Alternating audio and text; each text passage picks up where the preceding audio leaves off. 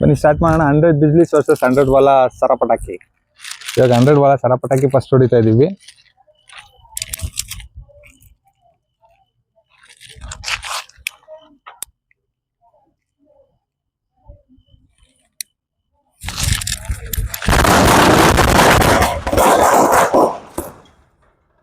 ಬನ್ನಿ 100 ಬಿಜ್ಲೀಸ್.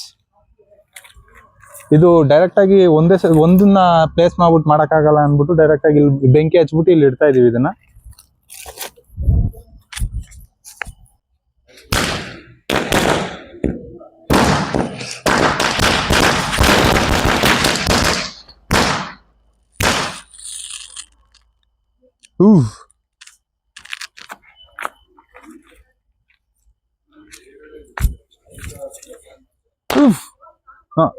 ಇಷ್ಟೇ 100 ಬಿಜ್ಲೀಸ್ ವರ್ಸಸ್ 100 ವಾಲ ಸರ ಪಟಾಕಿ.